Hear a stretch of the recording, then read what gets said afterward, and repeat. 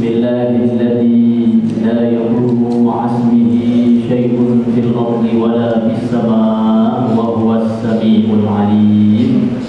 السلام عليكم ورحمة الله وبركاته. الحمد لله، الصلاة والسلام على رسول الله وعلى آله وصحبه ومن تبعه ومن والاه. أشهد أن لا إله إلا الله وحده لا شريك له، له الملك وله الحمد يحيي ويميت وهو على كل شيء قدير.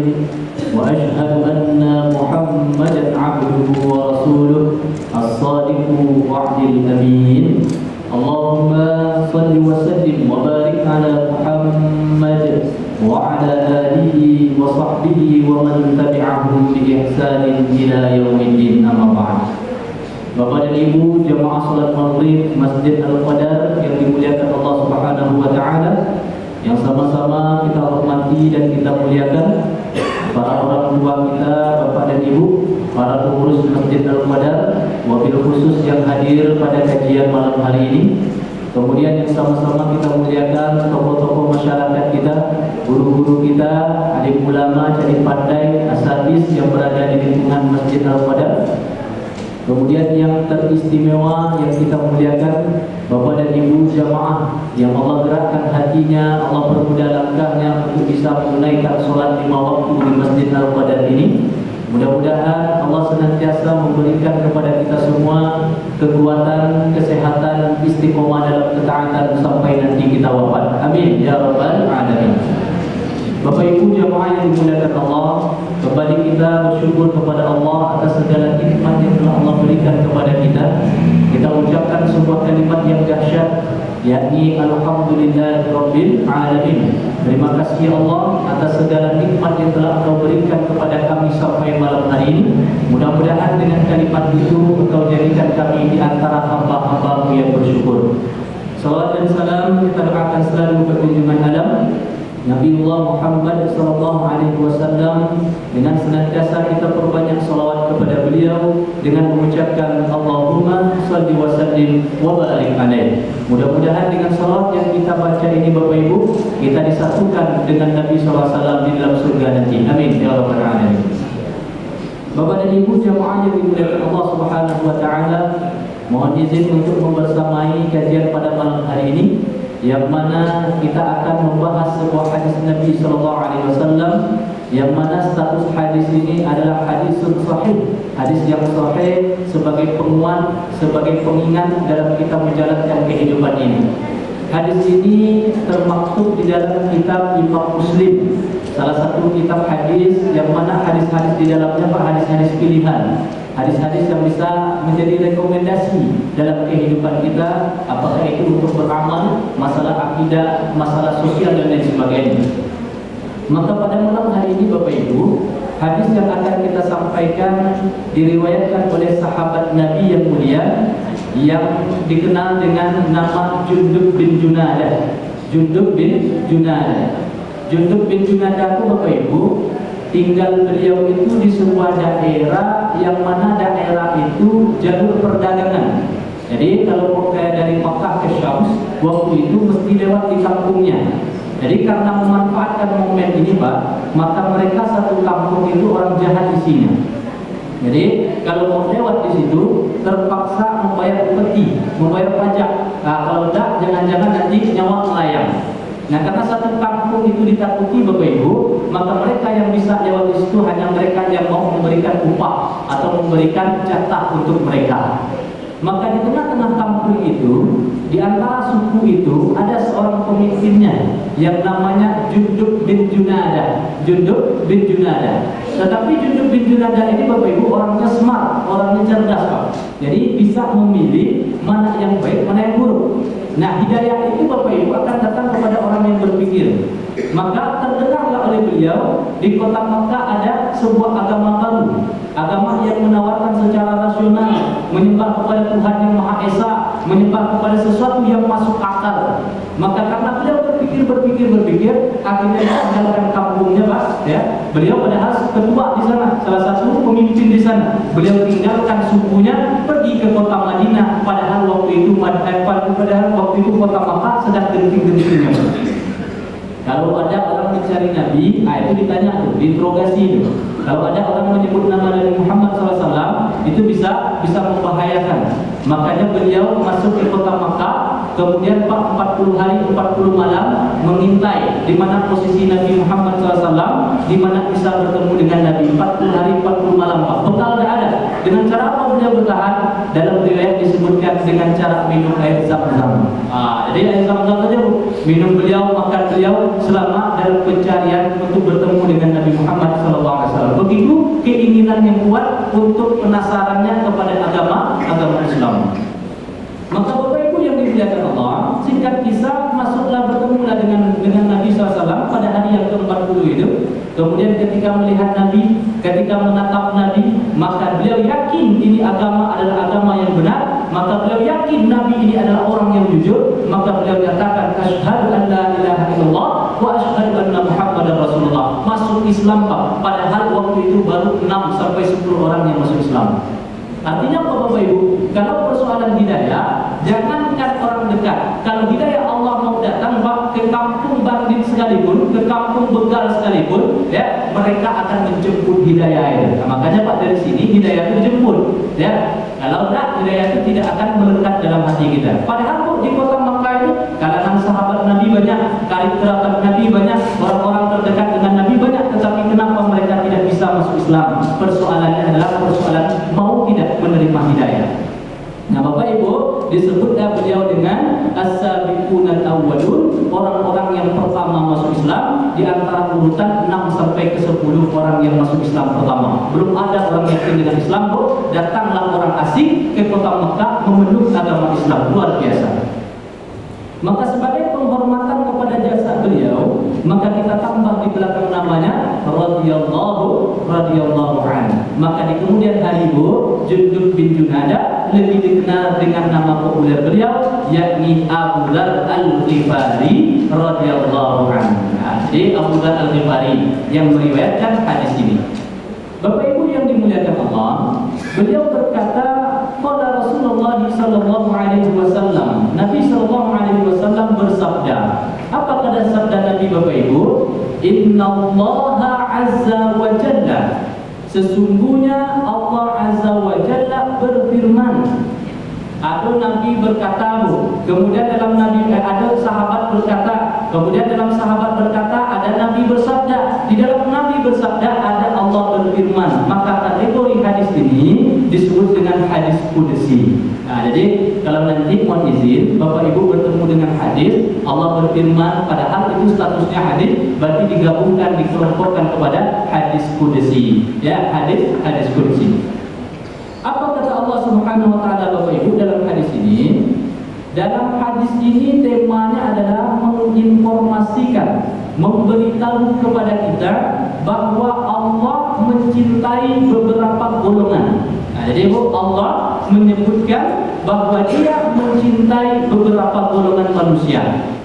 Jadi kenapa hadis ini kita angkat, Bapak Ibu? Mohon maaf, boleh jadi Pak usia kita sudah 30, 40, 50, bahkan 70 tahun, kita belum tentu bisa dicintai oleh Allah. Ya, kita belum tentu status kita diakui sebagai hamba-hamba yang dicintai oleh Allah. Lantas bagaimana caranya? Nah, kita coba ikuti tips yang ditawarkan oleh hadis ini, Pak, di antara cara-cara agar mendapatkan cinta dari Allah Subhanahu wa taala.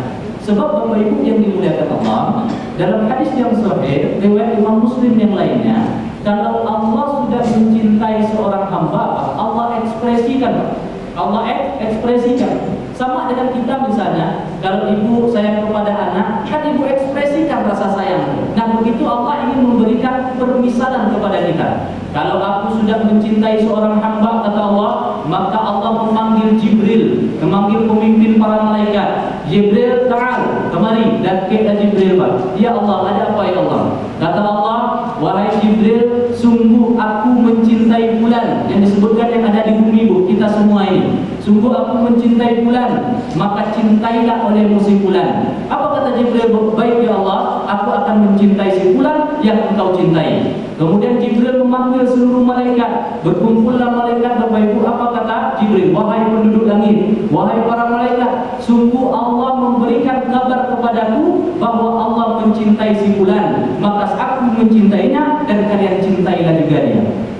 Jadi Pak, kalau dicintai kita, insya Allah penduduk langit pun mencintai kita. Dan cinta itu turun ke bawah, turun ke bumi, masuk kepada hati orang-orang beriman.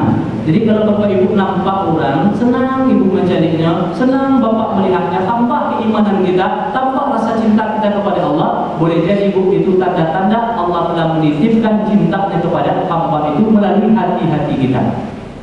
Maka Bapak Ibu yang dimuliakan Allah, derajat inilah yang harus kita peroleh dalam kehidupan yang singkat ini. Sebab Bu, kalau Allah juga membenci seorang hamba, Allah akan menyampaikan juga demikian. Dipanggil Jibril, kemudian dikatakan kepada Jibril, Jibril pun membenci si fulan. Kemudian Jibril sampaikan kepada malaikat lain, malaikat-malaikat pun membenci si fulan, turun kebencian itu ke bumi. Sama. Allah mencintai fulan, maka diekspresikan. Allah membenci fulan, maka juga disampaikan kepada para malaikat. Maka Bapak Ibu yang dimuliakan Allah, mohon izin, mudah-mudahan kita semua hari ini status kita adalah hamba-hamba yang dicintai oleh Allah Subhanahu wa taala. Amin. Ya rabbal alamin. Apa saja golongan yang disebutkan oleh Allah dalam hadis ini Bapak Ibu? Yang pertama, ada ahabbu bitsalatan. Ada 3 kelompok manusia yang dicintai oleh Allah.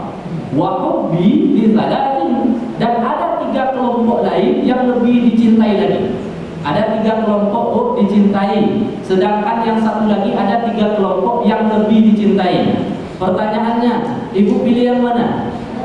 Yang lebih. Kalau Pak Kode Pak, ya ibu-ibu kita pengen lebih, ya pengen lebih. Kalau kurang selama ini tambah lah, ya tambah lebih kan, ya lebih kan. Nah sama dengan kita Pak, kita juga pengen lebih.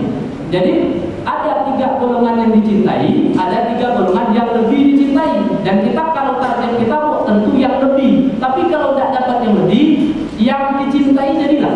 Nah, kalau tidak dapat lebih, yang dicintai jadilah. Siapakah orang-orang itu Bapak Ibu? Kata Allah Subhanahu wa taala, yang pertama, uhibbu ahlas sakha'i. Itu yang pertama. Orang yang termasuk ke dalam yang dicintai oleh Allah itu adalah orang kaya. Orang kaya apa? Jadi ada orang kaya dicintai oleh Allah. Tapi tunggu dulu Pak. Ya, orang kaya ini terbagi 2. Ada nanti yang dicinta oleh Allah, ada nanti yang dibenci. Nah, orang kaya yang dicintai ini yang bagaimana Bapak Ibu? Kata Allah Subhanahu wa taala, uhibbu ahlas sakha'i. Orang kaya yang punya sifat pemurah. Apa sifatnya Bu? Pemurah. Tidak disebut dermawan situ Bu. Kalau dermawan berkaitannya dengan materi Pak. Disebut di situ pemurah. Karena kalau pemurah boleh materi, boleh non materi. Kalau tidak bisa ibu bantu orang dengan uang, tapi ibu masih bisa bantu orang dengan tenaga, itu pemurah. Ya, tidak terikat dengan materi Pak, tidak terikat dengan benda. Tetapi apapun yang bisa kita berikan kepada orang lain. Apa kata Al-Imam Al-Qusairi menyebutkan definisi pemurah itu Bapak Ibu? Kata beliau, orang pemurah itu adalah orang yang dengan ringan membantu orang lain. Tidak ada rasul balik, tidak ada beban Pak. Kalau ada orang minta tolong, langsung dia tolong. Kalau ada orang minta bantuan, langsung dia bantu. Kalau ada kekurangan orang, dia langsung respon dan lain sebagainya. Nah itu disebut dengan pemurah. Tapi kalau kita Bapak Ibu, dalam hati kita misal ada orang yang ingin minta tolong kepada awak, minta bantuan, tapi rasa-rasa baik dalam hati ibu, itu belum sampai ke status pemurah. Kata Al-Imam Al-Qusairi. Maka bagaimana cara melihatnya Bapak Ibu? Contoh Nabi. Misal Nabi itu Bu, karena pemurah beliau Pak. Jadi kalau ada makan Pak, makan iko ada talam misalnya, kemudian makan, maka saking pemurahnya Nabi itu digambarkan seperti angin yang berhembus. Angin berhembus itu Pak, lulusnya lembut, keluarnya halus, tidak ada hambatan. Maka Nabi itu dicontohkan oleh beliau, kalau beliau makan bersama para sahabat, silahkan makan dulu. Makan sahabat dulu, ya kalau kenyang para sahabat, kalau masih ada sisa dari makanan itu Pak, baru beliau makan. Saking pemurahan. Artinya apa? Mementingkan orang lain lebih daripada diri sendiri. Itu pemurah. Nah, Bapak Ibu yang dimuliakan Allah, kalau ada orang kaya yang diberikan oleh Allah nikmat di atas dunia ini melebihi orang lain, kemudian dia sadar, Pak, sadar dirinya bahwa nikmat-nikmat itu, harta-harta itu, kekayaan-kekayaan itu dari Allah, kemudian dia mau melakukan sifat ini, mau menerapkan sifat pemurah ini, ya, maka orang tersebut dicintai oleh Allah Subhanahu wa taala. Nah, luar biasa. Jadi sadar dengan harta itu milik Allah, lalu kita menjadi pemurah, itu luar biasa. Di zaman Nabi Musa, Bapak Ibu, ada sepasang suami istri yang minta kepada Nabi Musa supaya mereka bisa kaya. Padahal status mereka sebelumnya adalah rakyat miskin atau orang yang hidup berkesusahan. Maka karena sudah saking letihnya dia hidup miskin, datang dia kepada Nabi Musa. Apa kata mereka berdua, sepasang suami istri ini? Ya Nabi Musa, wahai Musa, tolonglah engkau berdoa kepada Allah supaya kami ini bisa kaya, karena kami sudah bosan hidup miskin. Nah, itulah doa. Hidup miskin kok memang bosan, ya. Dah taluk lamu-lamu, makanya kita cuma minta, ya Allah tambah rezeki awak supaya Allah bosan deh hidup susah. Sama dengan umat-umat terdahulu, ya, kalau lapar nih hidup susah, kamu pengen juga seperti orang kaya. Maka kata Nabi Musa, baiklah, saya akan mendoakan kalian kepada Allah supaya kalian bisa kaya. Berdoa dan Nabi Musa, Bapak Ibu, ya Allah, tolong kayakan sepasang suami istri ini, ya Allah. Maka Allah jawab doa Nabi Musa. Apa kata Allah? Wahai Musa, mereka berdua akan saya beri rezeki dan mereka akan kaya, tapi dengan satu syarat. Apa syaratnya, ya Allah? Mereka kaya cuma 1 tahun. Mereka kaya cuma 1 tahun. Ibu Lena mau kaya 1 tahun, bro? Nah, kalau terbiasa kayo, jangan Ustaz. Kamu lama posisi kayo gini. Tapi kalau lah hidup miskin salah mau, 1 tahun jadilah. Ya benar, 1 tahun jadilah. Sama seperti orang ini, Bu. Apa kata orang berdua tadi ketika Musa menyampaikan, wahai hamba Allah, mereka kalian akan dijadikan kaya oleh Allah, tapi syaratnya cuma 1 tahun. Apa jawaban mereka, Bapak Ibu? Enggak apa-apa Musa, yang penting kami bisa jadi orang kaya. Walaupun 1 tahun tidak masalah. Walaupun 1 tahun tidak masalah. Akhirnya Bapak Ibu yang dimuliakan Allah, Allah kabulkan, mereka pun menjadi orang yang kaya.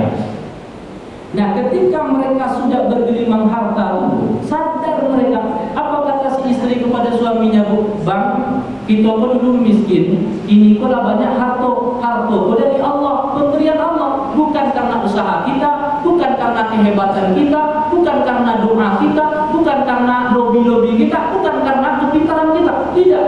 Tapi murni harta ini Allah titipkan kepada kita, kata si istri kepada suaminya. Lalu bagaimana, Dek? Ya, karena ini punya Allah, bagaimana kalau harta ini kita alokasikan di jalan Allah? Nah, baiklah, kita setuju, ya.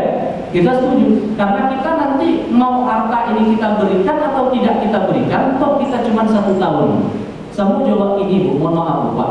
Kamu jawab ini, awak sekaya apapun ini, batas waktu ada. Ya, kalau dah menikah nanti, Pak, mau kita sedekahkan hari ini atau tidak kita sedekahkan hari ini, toh harta itu kan akan tinggal juga. Nah, akan tinggal juga. Begitu cara berpikir mereka ketika mereka sudah kaya. Jadi mau kita berikan di jalan Allah atau kita simpan di jalan kita saja, toh akhirnya harta ini akan berpisah dengan kita, Pak. Nah, jadilah. Jadi bagaimana? Kita buatlah harta ini supaya di jalan Allah Subhanahu wa taala. Apa yang mereka lakukan, Bapak Ibu? Mereka buat 7 pintu ruko, Pak. Dibuat 7 pintu. Tapi Ibu jangan bayangkan ruko model ruko awak ini, tempat lah, ya, 7 pintu. Nah, masing-masing pintu itu, Bu, ya, masing-masing tempat tadi dihidangkan menu yang berbeda-beda. Nah, kalau kita umpamakan menu ini, Bu, kok calaya, Pak. Itu ikan bakar. Nah, itu gulai tunjang.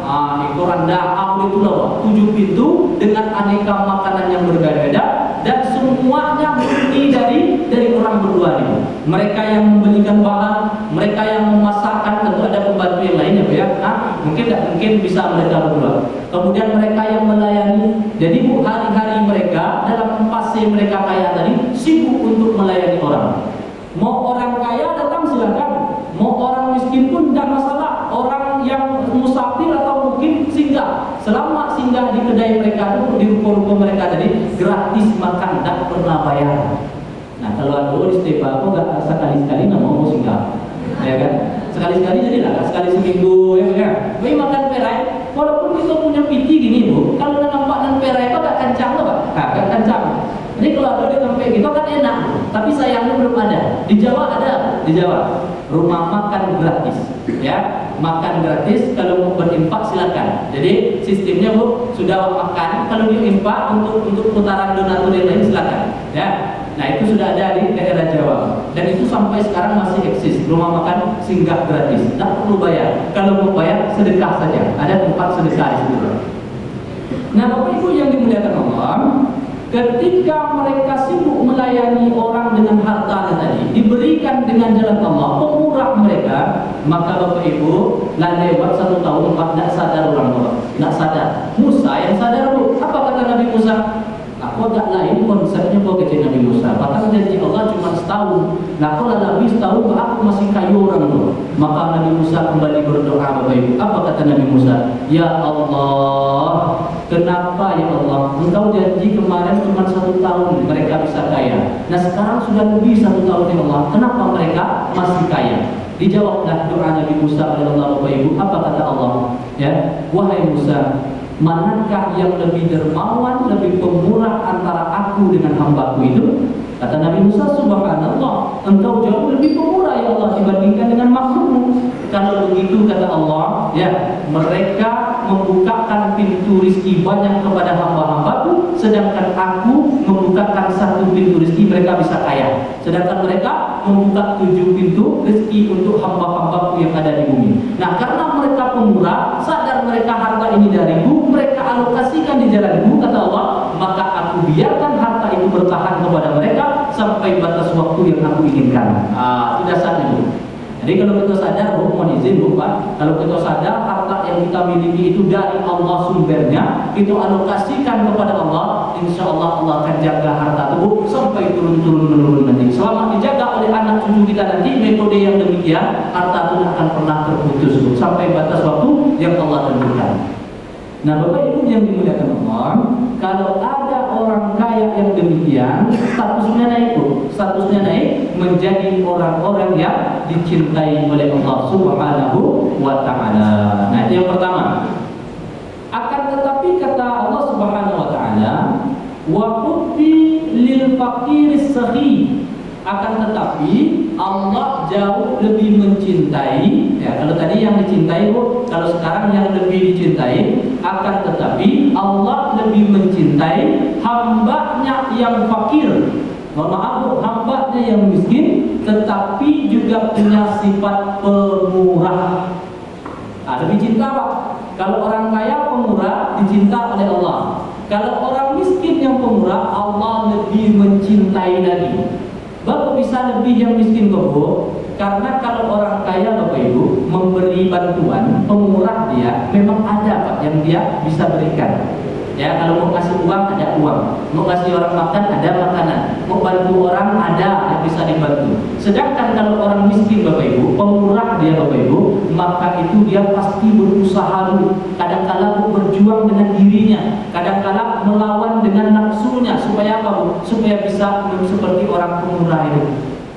Ada di tempat kita Pak, gajinya tidak seberapa, tapi rutin memberi ke masjid itu. Setiap datang ke masjid Pak diberikan infak. Padahal mohon maaf statusnya bisa digolongkan kepada orang yang kurang mampu. Ya, dia kerja serabutan, istrinya juga tidak bekerja, anaknya Pak Bu banyak anak. Entah 7 lah sekarang, entah 8 lah. Udah lama ada bertemu.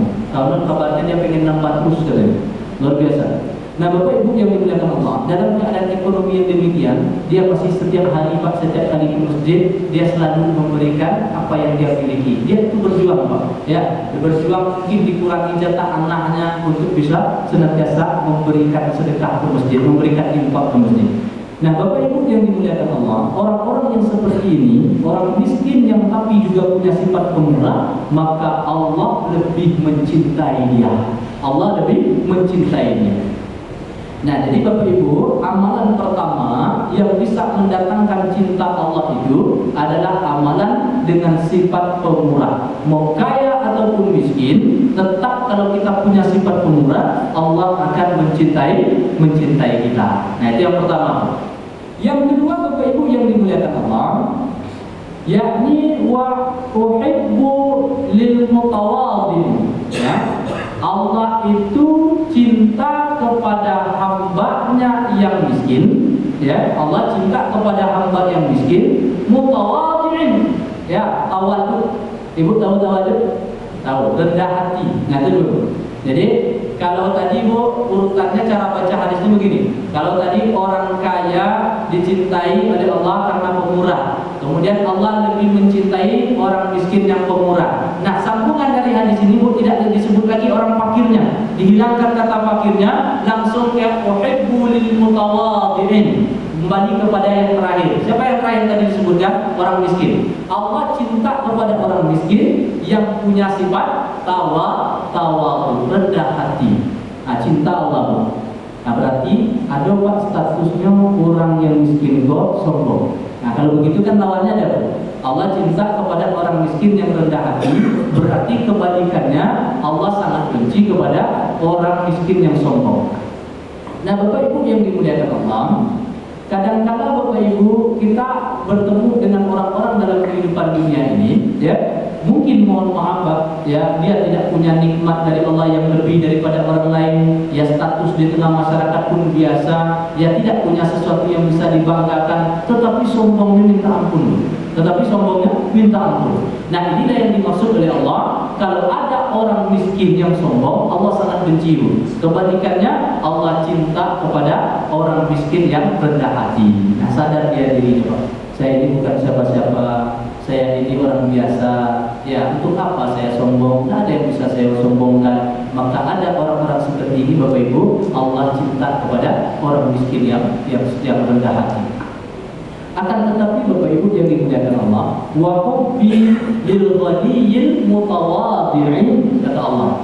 Akan tetapi Allah lebih mencintai orang kaya yang rendah hati. Ah, kita uji dulu Bu. Kalau pemurah tadi siapa yang lebih dicintai Bu? Orang miskin ya Pak ya. Sedangkan kalau rendah hati siapa yang lebih dicintai Bu? Orang kaya. Hadis itu letak adilnya Allah Pak. Kalau orang miskin rendah hati wajar, nggak ada yang bisa dibanggakan Pak. Ya, dia mau bangga dengan harta, mau sombong dengan harta ada punya, mau sombong dengan kedudukan tak ada, mau sombong dengan pertemanan juga tak punya banyak teman. Nah, lantas apa yang disombongkan? Nah, kalau orang kaya Bapak Ibu, mohon maaf, orang kaya itu Pak, kalau sudah naik hartanya, sudah bertambah kedudukannya, itu godaan untuk sombong itu tinggi Pak. Godaan untuk sombong itu besar. Makanya kalau dia lawan itu kesombongan dan dia rendah hati Bapak Ibu, itu luar biasa cinta Allah kepadanya.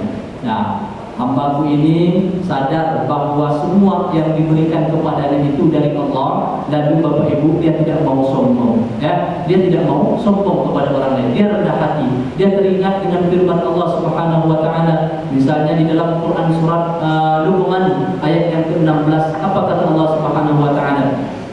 وَلَا تُسَعِّرْ خَدَّكَ لِلنَّاسِ وَلَا تَمْشِي فِي الْأَرْضِ مَرْحًا إِنَّ اللَّهَ لَا يُحِبُّ كُلَّ مُخْتَالٍ فَخُورٍ, kata Allah.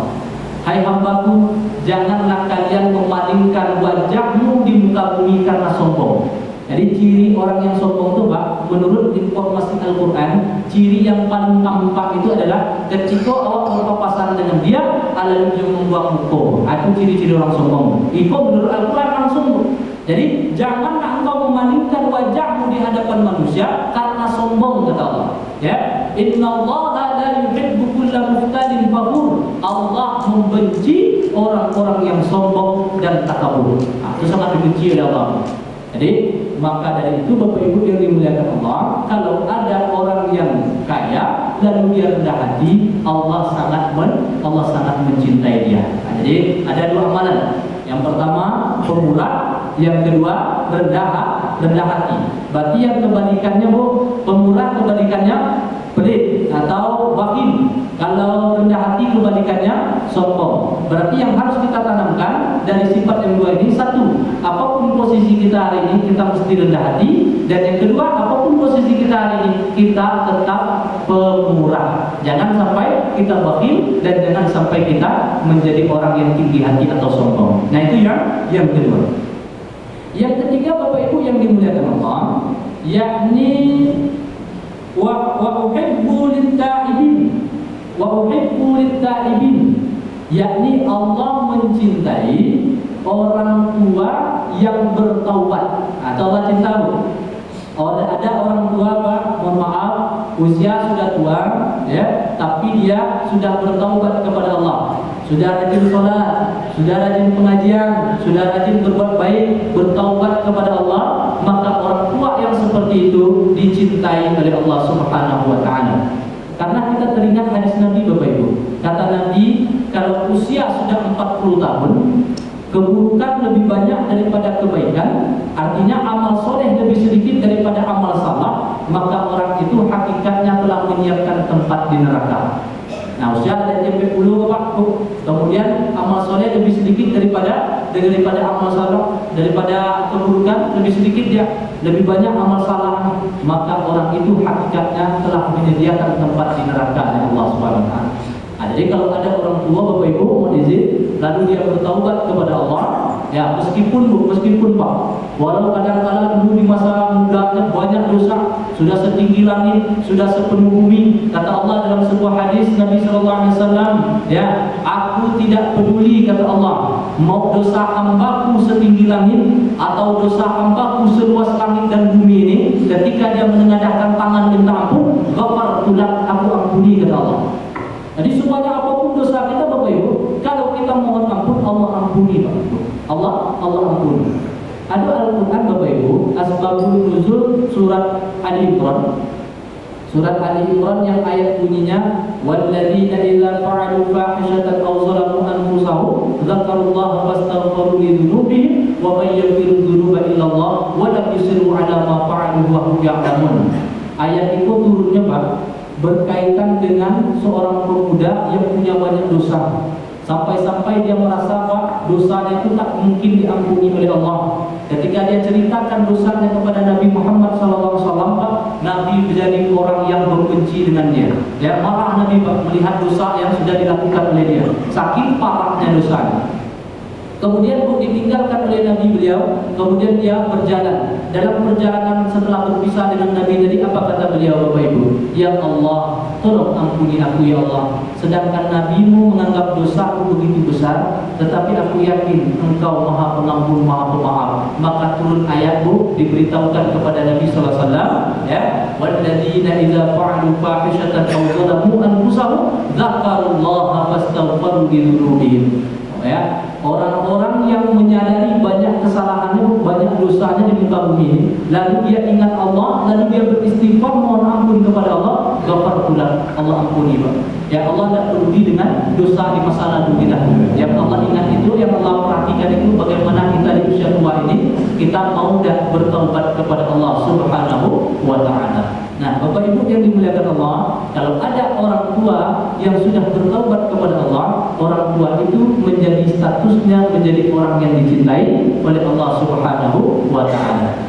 Akan tetapi Bapak Ibu, wa hubbi lisyaibin taibin, akan tetapi Allah lebih cinta lagi kepada hambanya yang masih muda tapi dia bertaubat. Nah, ini yang lebih dicintai. Kalau orang tua dicintai Bu, dia baru dicintai. Bertaubat dia baru dicintai. Sedangkan kalau ada anak muda hari ini, ya, dengan gejolak dunia yang begitu besar, kemudian Bu, keinginan dunia itu masih tinggi, ya, dibandingkan orang tua, anak muda ini Bu untuk menggapai dunia ini lebih besar, ya.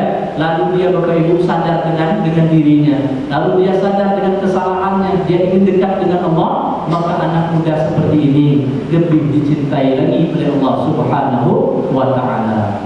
Nah, Bapak Ibu yang dimuliakan Allah, ketika seorang hamba itu Bapak Ibu bertaubat kepada Allah, maka turun ayat Allah Subhanahu wa Ta'ala, innallaha yuhibbut tawwabin wa yuhibbul mutatahhirin. Sungguh kata Allah, aku mencintai hamba-hambaku yang bertaubat lagi membersihkan dirinya.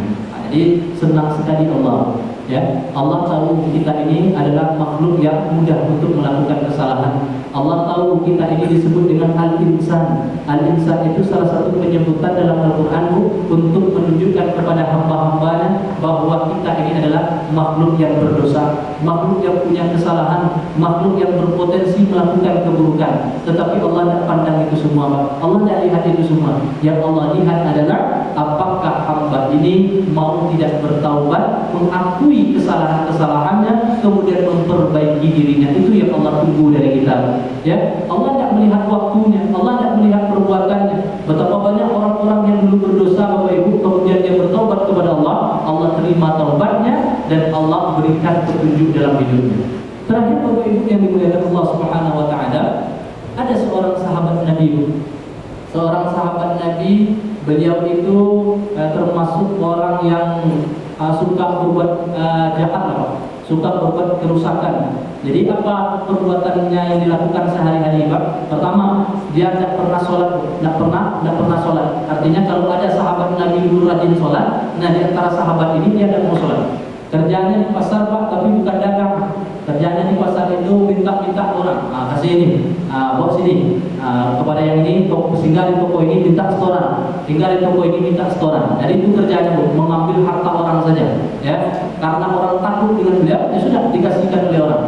Dan kemudian Bapak Ibu yang dimuliakan Allah, suatu subuh ketika ingin pulang dari tempat tongkrongan beliau, dari tempat tongkrongan yang biasa happy dengan sahabat yang lain, dengan kawan-kawan yang lain, terdengar Bilal azan, Bilal azan. Nah, kemudian ketika Bilal azan, menusuklah azan Bilal itu ke dalam jiwanya. Kemudian apa kata dia? Sejauh ini saya belum pernah melakukan sholat. Maka subuh hari itu, lalu dia singgah di masjid, dia ambil wudhu seperti orang berwudhu, lalu dia sholat seperti orang sholat. Nah, ketika Nabi selesai sholat, mengimami sholat, Pak, di antara kebiasaan Nabi itu beliau memberikan tausiah di setiap selesai sholat. Nah, orang tadi mau duduk di paling pinggir, ya di balik sebuah tiang, supaya tidak nampak orang agak malu lah beliau ini, karena baru masuk masjid. Dan kemudian beliau dengarkan Nabi SAW berceramah, ya, memberikan tausiah. Maka di antara yang disampaikan oleh Nabi pendek sekali. Apa yang disampaikan oleh Nabi pada subuh hari itu? Siapa yang meninggalkan maksiat, ya, meninggalkan yang haram karena takut kepada Allah, ya, maka Allah berjanji menggantinya dengan yang lebih baik. Maka kata-kata Nabi itu, Pak, yang pendek tadi menusuk ke dalam dirinya, ada keinginan dia untuk bertaubat dari segala dosa. Apa kata beliau? Keluar dari masjid, apa janjinya? Ya Allah, saya bertaubat kepadamu, ya Allah. Kata Nabi-Mu, kalau aku tinggalkan sesuatu karenamu, ya maka Allah akan mengganti dengan yang lebih baik. Mulai pagi itu, Pak Ibu, dan namun mengampas di pasar-pasar, dan namun minta-minta kita orang di pasar, dia bertaubat. Pak, ini pasarmu, Pak, ini pasar, orang mulai video, bang, setoran kami. Apa kata dia? Tidak, saya tidak membutuhkan itu lagi. Tolong beri saya pekerjaan. Ya, saya tidak butuh lagi uang kalian. Beri saya pekerjaan. Nah, qadarullah Bapak Ibu, Allah uji dia. Tidak sampai teraju, tidak sampai siang, perutnya lapar, tidak dolek. Kemudian kata lapar, kemudian balik ke masjid, sholat zuhur. Kemudian selesai sholat zuhur, balik lagi ke pasar. Karena ternyata di pasar dan juga ada orang yang bisa memberikan pekerjaan. Balik lagi sholat asar ke masjid, selesai asar balik lagi ke pasar. Sampai malam sholat maghrib tidak ada pun dapat pekerjaan. Perutnya lapar, tidak pernah kelaparan, akhirnya kelaparan. Nah, ketika sholat maghrib dan isya, berdoa beliau, ya Allah, tolonglah beri rezeki, ya Allah. Saya sudah bertobat, ya Allah. Saya tidak mau lagi mengambil harta orang. Saya bertobat, ya Allah. Tolong beri saya harta, ya Allah. Tolong beri saya rezeki, ya Allah. Maka ketika itu Bapak Ibu, dan juga Allah kabulkan. Ya, sampai selesai sholat isya, perutnya lapar dan kuat lagi, keluar dari masjid, orang sudah pulang ke rumah masing-masing. Beliau bingung mau makan dari mana, tidak ada lagi uang. Mau berbuat jahat, tidak mungkin lagi. Maka dalam keadaan perut lapar tadi, berdoa beliau kepada Allah, ya Allah, izinkan aku mencuri sekali lagi. Nah, izinkan aku mengambil harta orang lain sekali lagi. Tak kuat lagi, sekali aja. Akhirnya secara random masuknya ke rumah orang. Kebetulan ada sebuah rumah yang mudah sekali dimasuki. Maka masuk ke dalam rumah itu Bapak Ibu. Nah, pindah ke belakang. Nah, cari makanan. Kan lapar, tujuannya memang untuk cari makan. Nah, kebetulan di rumah itu sedang banyak makanan. Kalau makanan itu dalam kisah itu disebutkan makanannya enak-enak. Maka ketika dia akan makan makanan tadi, ingat dia sudah bertaubat, ingat dia pesan Nabi, siapa yang meninggalkan yang haram karena takut kepada Allah, Allah berjanji menggantinya dengan yang lebih baik. Nyopandang sekali makanan. Baru dalam antara pengen makan dengan nasihat Nabi yang dalam telinga. Sampai lalu mencari makanan tadi sampai azan subuh. Bayangkan saking lapunya mencari makanan. Berperang antara hati dengan keadaan, dengan nafsu. Akhirnya Bapak Ibu yang dimuliakan Allah, Setelah seorang azan, balik lagi ke masjid. Nah, ketika balik ke masjid itu, selesai sholat subuh, sebagaimana biasa, Nabi kemudian menyampaikan sabdanya di hadapan para sahabat. Nah, ketika Nabi akan berbicara dulu, adalah seorang perempuan mengangkat tangan. Ya Rasul, saya ada masalah ya Rasul. Silakan, kata Nabi. Semalam, ya, saya kan seorang janda. Nah, seorang janda. Suami saya sudah meninggal di medan perang. Nah, saya khawatir ya Rasul hidup sendiri ini, karena tadi malam rumah saya terbuka, saya tidak diapa-apain, makanan saya tidak disentuh, harta saya tidak diambil. Saya takut nanti malam berikutnya orang ini berbuat jahat kepada saya. Ya, maka dari itu ya Rasul, tolong carikan saya pasangan. Tolong carikan saya pasangan. Nabi ya dikode malaikat Jibril. Tuan, kagak marilah kata Nabi. Disuruh orang tadi. Saya ya Rasul, dia kemari. Nabi tak tahu, mendekat orang tubuh. Engkau sudah menikah belum ya Rasul? Mau menikah? Mau ya Rasul. Mau ya Rasul. Tanya kepada perempuan ini, engkau mau menikah dengan dia? Kalau itu pilihan ya Rasul, saya mau. Ya sudah, kalian dinikahkan pagi ini. Bayangkan, rumah itu ternyata adalah rumah yang dimasuki oleh orang tadi itu. Dan yang mengadu ini adalah yang pemilik rumah. Itulah maknanya. Ketika kita bertaubat, meninggalkan yang haram karena takut kepada Allah, Allah berjanji mengganti yang lebih baik. Jangankan makanannya, sama orang punya rumah sekali berubah. Kamu enggak?